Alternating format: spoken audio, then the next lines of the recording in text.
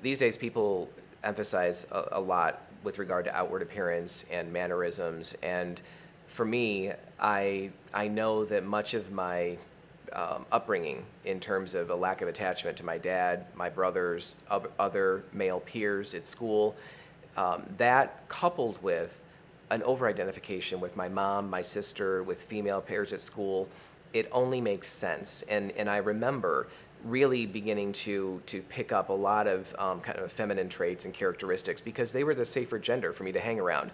Boys had become very unsafe for me on nearly every front. And so the people that I spent all of my time with in my very formative years were girls or women. And so I know that I picked up a lot of their mannerisms along the way. I still carry some of those mannerisms today. People bear the scars of what they've been through, and we express that outwardly, whether we know it or not. I mean, I can look back at pictures of myself as I've journeyed through life, and it seems that the more confused I became about my sexuality, even before I realized it or knew it consciously, the more masculine I became. The people around me were confused. My hair got shorter and shorter. My dress became more masculine.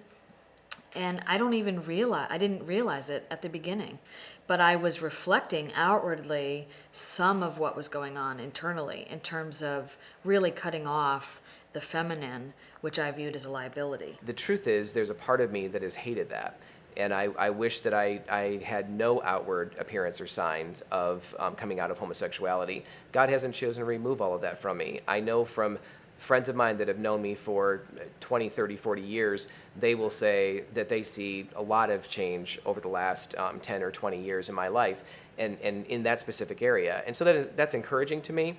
But I don't think God will ever fully remove those outward appearances from me because, frankly, I think it's to His glory that people can see that, and what may sort of be a turnoff to them initially, God is able to break through that, whether it's me speaking at a group or just sharing with an individual or whatever, what God has brought me through. Really, it's God's story in my life and His grace. As I've walked through this journey of becoming more of the woman that God's created me to be, I can see in pictures, as an outward appearance, more feminine dress.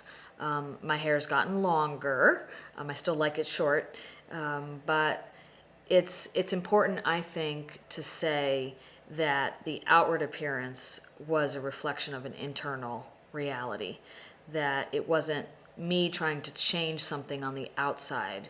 It was a reflection of the healing that God had done on the inside. We should look at outward appearances. I think when in terms of whether it's, regardless of what the issue is, whether it seems to be homosexuality or someone's tattooed from head to toe, that is not a clear indicator that there's a problem with that person, but it ought to, at least from a heart of love, prompt a question of wanting to know their story, wanting to know about them. I have been amazed at the judgments in my own heart toward others in quick instances of just kind of looking at them outwardly. What I've hated other people doing toward me, I've done plenty of times toward others, but when I hear their story and I realize it is amazing that you're even walking around, it's amazing that you're still alive, that just, it blows me away in terms of recognizing my judgment, and it shatters that.